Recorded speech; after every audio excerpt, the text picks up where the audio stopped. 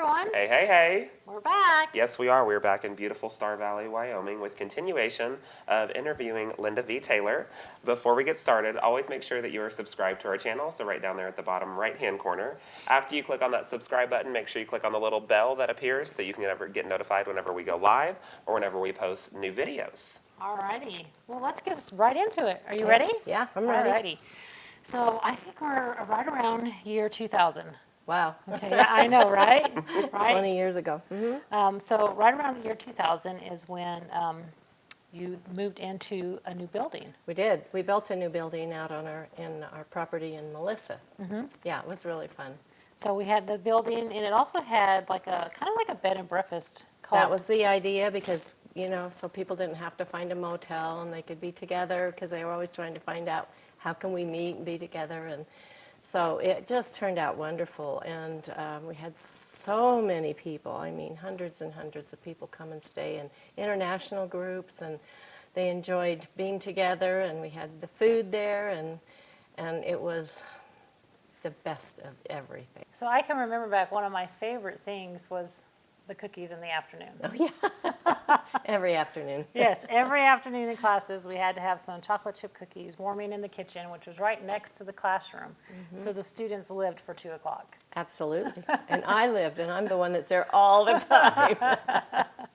So yeah, it was lots of fun, lots of memories that were made at the quilt and sleepover. That's what it was called. Mm-hmm. They got to quilt, they slept, they would go out there sometimes at midnight and come up with ideas and quilt, and then go back to bed and be ready for class the next morning. All right, so some of the things that we actually did out in the new building were the classes. Mm-hmm. So there was, how many machines were out there? There were 8 tables with 8 machines. We didn't have doubles. Everybody had their own table and machine. Yeah, so it was a large space with all these. Huge. You walk in, you're like, wow, Yep. all these machines.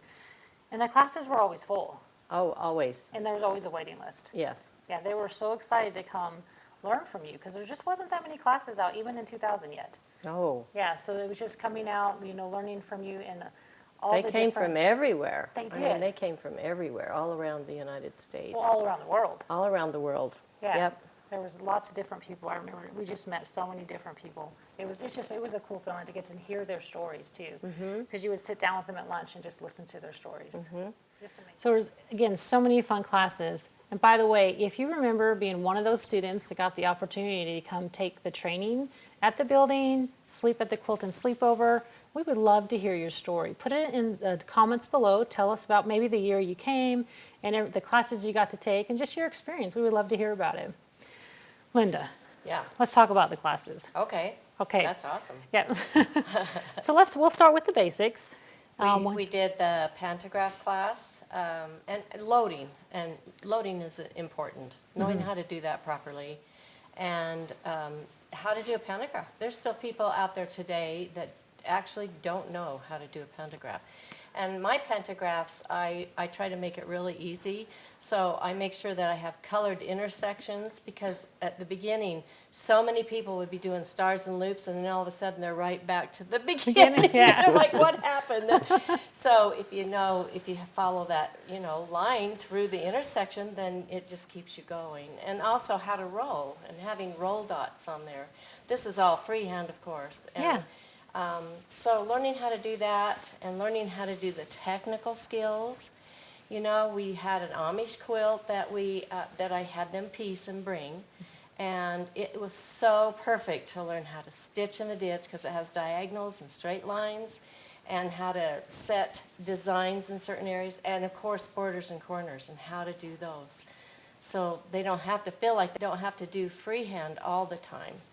And then our freehand class, that's where most of them just really shined, doing the sampler with all the really basics that people still use, all those basics. They're just like the fundamentals of freehand. And oh my goodness, we had so much fun.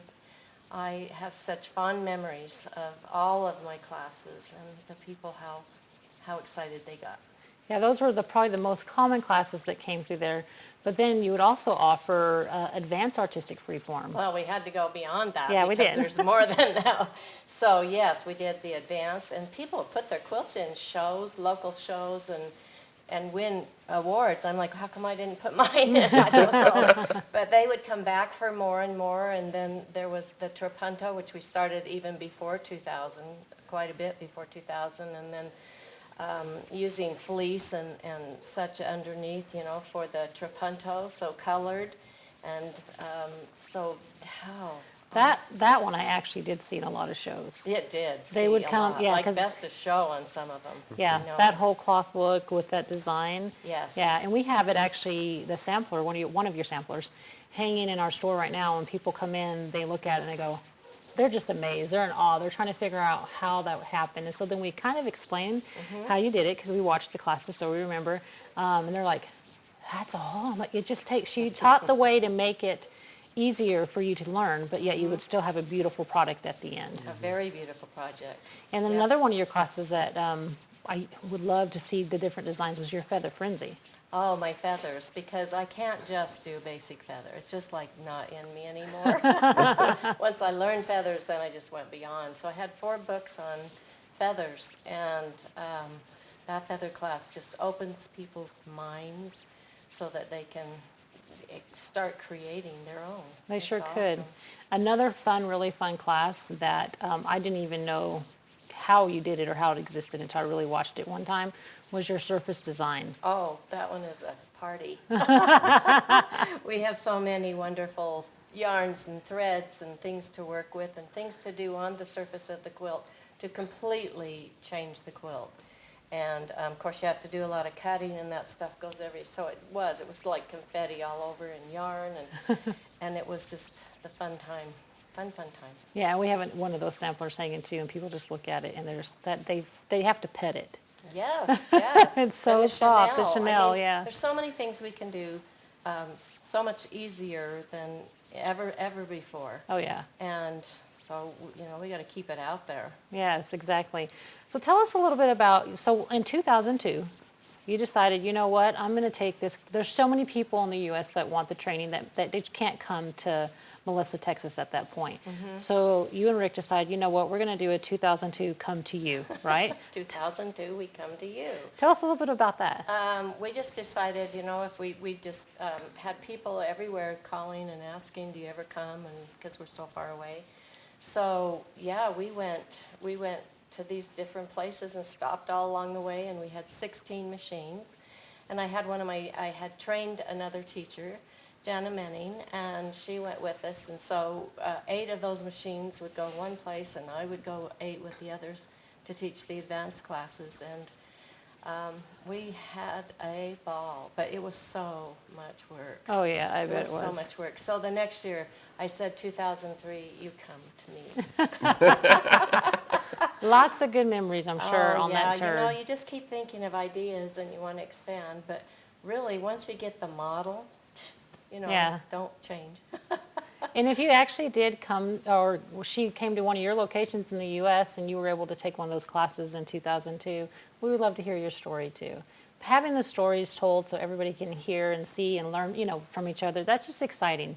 It's all the different things that you get to hear and learn are exciting. All right, so I know also, I think it was in 2002, you came out with a book. Do I have that right? Or? That's right, that's right.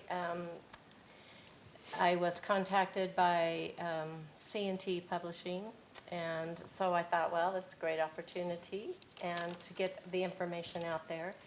And so I wrote The Ultimate Guide to Longarm Quilting, and I wrote every word of it. I didn't have a ghostwriter. But I had to take some time off from classes in order to do that. And so it was kind of a difficult year, actually, but it's still very, very relevant. C&T is not printing it anymore, but it's people who have a copy, congratulations. It was the first Longarm book out there, and it had, I kind of did a little bit on every single one of my classes, the 3 basic classes, and all the basics of business as well. So, and they're still relevant. Yeah, no, the Ultimate Guide to Longarm Quilting, we actually used that in our class until it went out of print. Like it was marked, it was highlighted, it was so important, and it still is, except we took it out of the class just because we didn't have it in print anymore to give to them. But I mean, still today, you can go to that book if you have it and look, and the answers to your questions are there. In fact, we had so many customers call it their Longarm Bible. Like that, they had to have that. They marked it up just like their scripture, and that was just something that really did help them anytime they did. And I have to tell you a funny story. I don't think I've ever told you this. So when you first taught me how to load, like all those years ago, I really wasn't a quilter, so remembering how to do that stuff just wasn't there. So you would tell me, you would call over and say, hey, can you get something loaded? We have somebody come in to look at a machine, or can you help get loaded for the classes or something like that? And I would have to go get your book and open it up, this is the truth, and go step by step on loading to remind myself how to load. How to do it. Every time, Well, for I hope quite a other while. people have- I hope they've leaned on that as well. Yeah, no, it was, and then if we got calls on what needle should I use, or how should I do an antique quilt, Everything's in there. we would break open that book to get those answers. Yep. So it was an awesome, Yeah, awesome book. It took a long time. So Linda, you have some amazing, amazing quilts out there. I've been lucky to see a lot of them, not all of them, but a lot of them. So I want you to tell us a little bit about some of your quilts, and then we'll talk about some of the awesome awards that you've received from all that hard work. Okay.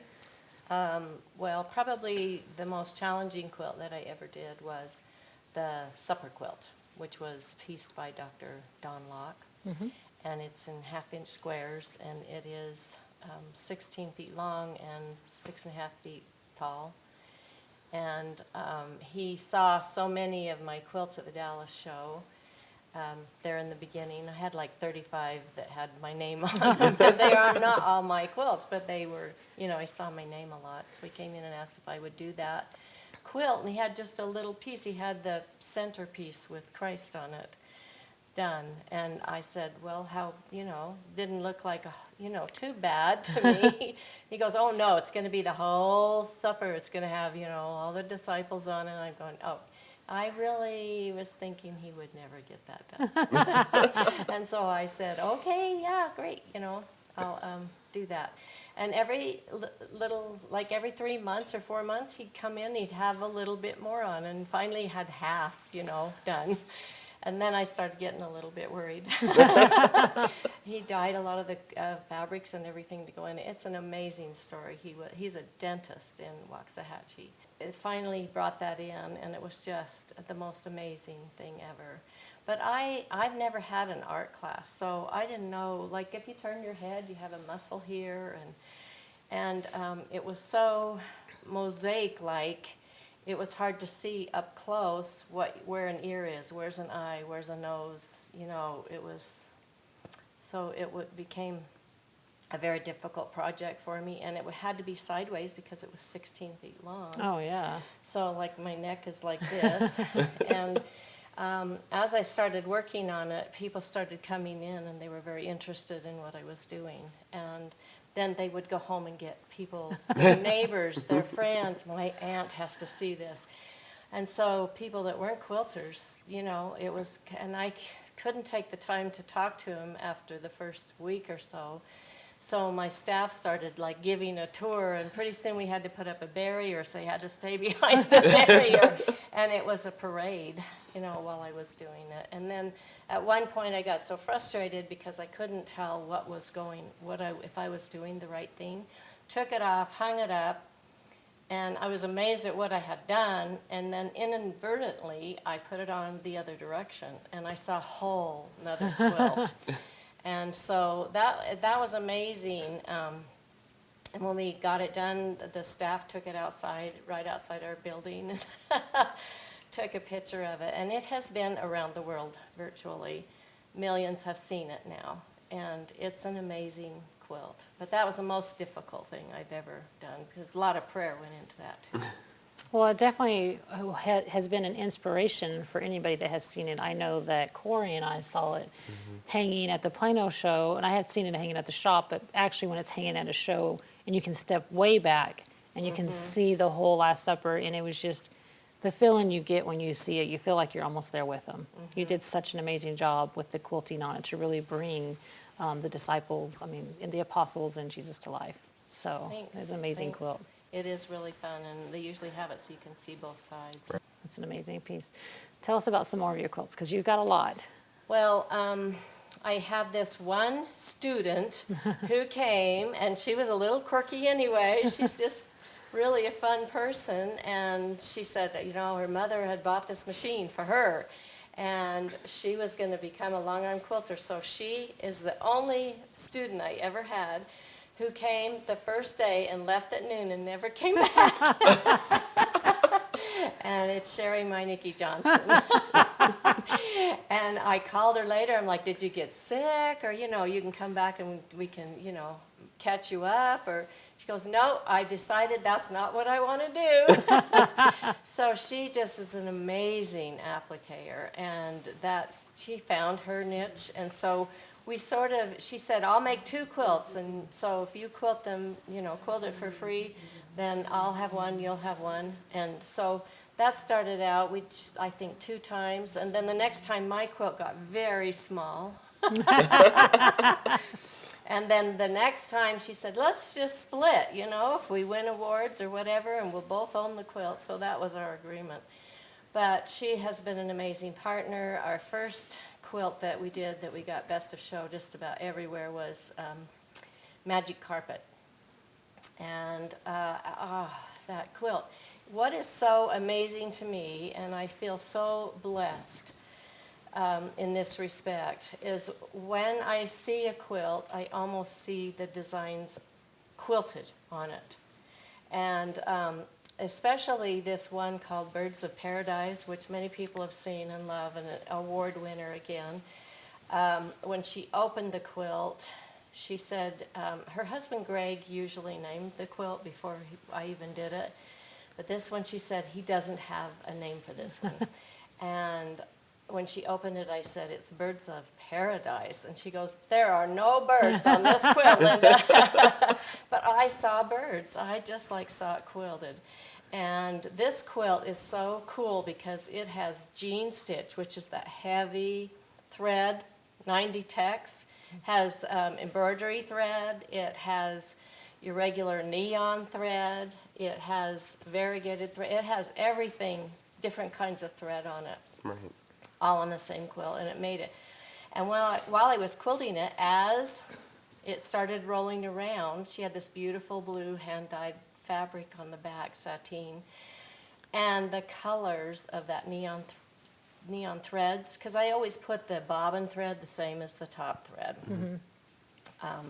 generally on my show quilts at least. Yeah. And it was just breathtaking. And I called her and I said, you got to see the back of this quilt. We didn't have iPhones then. She just ran right out from Corinth, and we were just going crazy. We couldn't wait to see them. So she put mostly crystals on the back. I think that was one of the first quilts ever to have crystals on the back of the quilt. And they also showed that both sides. Right. And it was really fun. In the Dallas show when it won, we actually heard somebody say, and people go to shows that are not quilters, they're just general public, but this gal kept going back and forth. We were watching her, and she's like, because they had it open for the back too, and she said, which side is best of show? So that just makes you feel really good. And so it's just continued. We just have had some really great quilts. I've got one more to come. Oh, so Birds in Paradise was Corey and I's favorite. By far my favorite quilt. I mean, all of them are absolutely phenomenal, but Birds in Paradise, every time I saw it, mouth just dropped every single time. It does. And I've seen it over and over and over again. Because you just don't know which side. So you look at both sides, and it's like 2 different quilts. Yeah. It's just amazing. I'll tell you another thing about my quilts. I think that my quilts are, as they start looking at them, maybe they're breathtaking at first, but then they start breaking it down, especially longarm quilters. Well, she did this here, and she's taught me that. And she did this here, and she taught me that. And so I think they get a feeling of, I could actually do this, right. Yeah. It's just a matter of where to put those designs, and I just put them as they come out of my head. I have found that if people think too hard, you get completely snowed under. And so you got to stop thinking and just do that idea when it pops in your head. There's a reason it's coming. Right. It's your inspiration. And I think that's all from the Lord. I think he just loves you and wants you to be successful at everything. That And by the way, Go ahead, yeah. Corey, when you came to work for us, Corey was a little fella, and that's nice. yeah, and I had those 8 machines in my bed and breakfast, and they were always dusty on the bottom. So I paid him $1 to just dust all that. He was so good, and then one day he came up and he went, "How about $3?" I'm gonna need a raise. I need a raise. But what a joy watching him grow up in the industry, actually, and then going out and getting his college degree and everything, and then coming back and sharing that and using it. Yeah.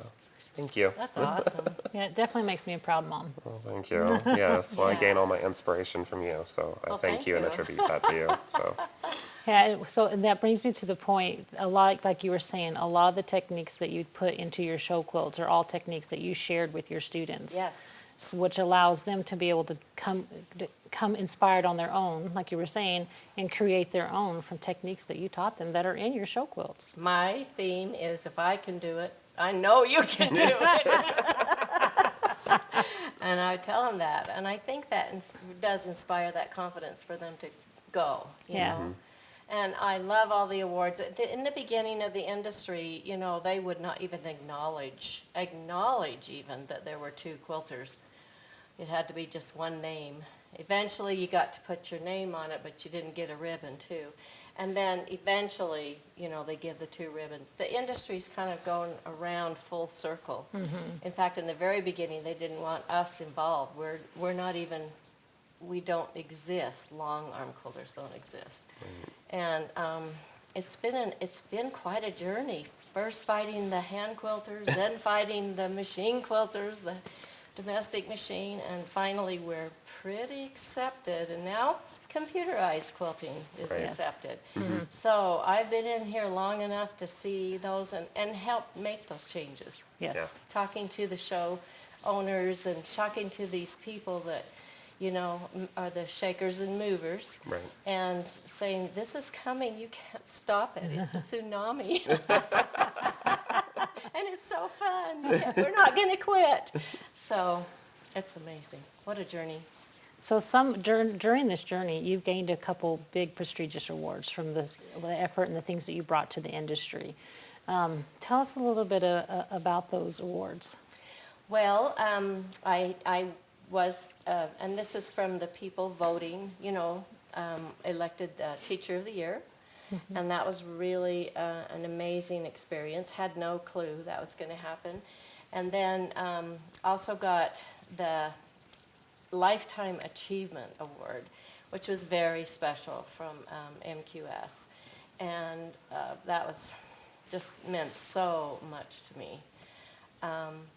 And then I also was voted as one of the, I guess, movers and shakers in the Quilters newsletter magazine. And my picture was on the page with some of the greatest quilters that, you know, I look up to. And so that was very, very special.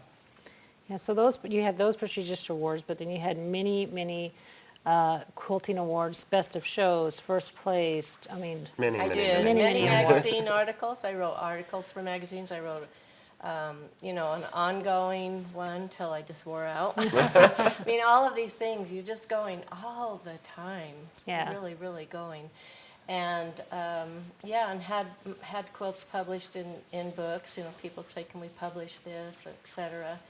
And around actually museums. Oh, yeah, I we remember sent that, yeah. quilts to museums for special exhibits, and the whole kit and caboodle. It's just been, again, an amazing adventure. would you say that's maybe some of your favorite awards, maybe not by ribbon, but by emotion, are your students sending you letters of yeah. what they learned and how they achieved and how it changed their life? Yes. I've watched people seriously, completely change their lives. People who have been in a messy divorce, have nothing to do, but they have kids at home, they don't want to leave them. Or people who have corporate jobs, who've been able to go home with their families. Their lives change completely. And they're involved with other quilters. And quilters are genuine people. They're just so honest and helpful, you know. And here's the deal, you know, we had this program to keep track of quilters and their quilts. And what I observed was, because I used to be in survey research, was that they would make 6 quilts for somebody else, and then the 7th one would be for them. They'd come in, I go, this one's for you, isn't it? So I kept track of that. I'm like, they're so generous. They want to they just want to embrace the world and comfort the world. And what a better way could you choose than with beautiful quilts? And people did tributes to people with them. They just, it's an amazing industry. So, Diana, I want to tell you a story. It was just an amazing story to me. We had a shop. We were inside the Quilt Depot, actually. I had rented from them, and we had 3 or 4 machines in there. And I had just finished this whole cloth. And I was so excited because I did one for me, you know, had my name on it and everything, just awesome. And we had it hanging up, and a guy came in. He was just wandering around, and I went in the back because he didn't appear to be a quilter. And then my employees are coming back. They're going, this guy out here, you know, wants you to do a quilt for him, just like that one, but with his name and his wife on there. And I went, yeah, I had just finished that one, and I was like, done, you know? I don't want to do too many quilts of the same thing. And I said, no, I just really don't have time to do that. You know, I've got classes, I've got quilts to do. And they went out, and came back and said, he just won't take no for an answer. And I just, out of the top of my head, and this was back before in the 90s, I just said, and this was like way more than I could ever even imagine, just tell him it'll be $1,200. And so they went back, and then they came back. I had never even talked to the guy, and he said, that's fine, he needs it before Christmas. And this was like October. And I went, wow, well, okay, so go tell him that doesn't include fabric. He said, whatever it takes. So I never really met the guy, and I was happy to do that quilt for that price. For me, that was so much money, but I just put my heart into it and did a beautiful whole cloth quilt for him. And then he had us send it to a place in Wyoming, which is where I live now. But that seemed like a long ways away. Anyway, we sent it. And then we didn't hear anything, you know, I mean, he paid and everything, and I just thought, well, that's good. I'm glad he really must have liked it or something, or I would have heard. But then come February, in the door comes this great big bouquet of roses, and I thought, oh, my husband, he never gives me flowers. How wonderful. And I go over, and the card is from this gentleman. And he said, the quilt was beautiful. She cried. You saved my marriage. Oh, my goodness. I was so excited. Anyway, there's so many stories like that just make it so worth it. It really is. So I actually came into the industry with you guys with Linda and Rick in July of 2001. That's when I started working there. I tried to hire you, and you said, no, I've got to go home and get dressed and be proper. Yeah. It's like, okay. Yeah, I did. I did. But through the years working side by side with both you and Rick, and I learned so much. I mean, you talk about how you changed quilters' lives. You changed my life. You both changed my life and Corey's life. Because when I came on in 2001, I was a single mom. And I didn't even know what a cone of thread was. But you didn't care. You knew that I could be taught, because you could teach anybody anything. And between you and Rick, you guys taught me everything that I know today. You taught me how to do business, how to be a better person.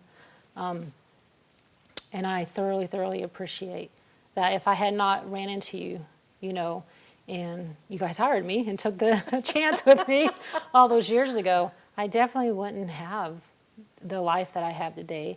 I wouldn't have my relationship with Christ that I have today. That has a lot to do with you and Rick. I wouldn't have the relationship with the customers and understanding how important it is to run the business in the proper way, to be honest in all your dealings.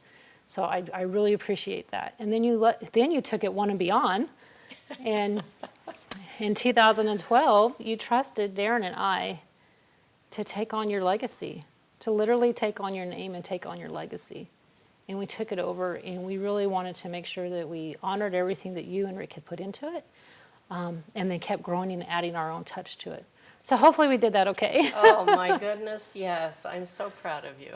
And I'm so proud of Corey. And Yeah. I mean, he's in a whole different area, but he's still involved with everything and has made such a big difference as well. But I know I could trust you with anything. And we knew that from the beginning, that you were so trustworthy and so honest. No, thank you. And we watched your struggles with everything. You know, we all have life. Yeah.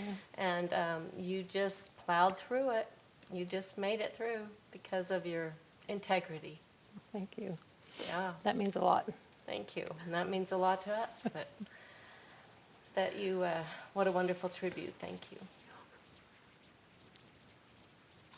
So let's talk about the fun stuff. Yes. Not that this wasn't fun, don't get me wrong, but everybody likes a prize. Yes. So we have 3 questions. We told y'all at the very beginning to be listening throughout these segments to pick up little hints and for dropping that Linda kind of left for you on what these questions will be. So Dianna, what's question number 1?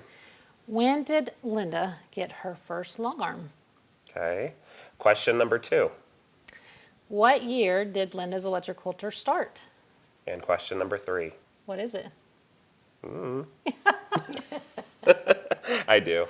What quilt was the first quilt of Linda's that won Best of Show? Yes. So which quilt was the first one? So answer those questions inside the comments.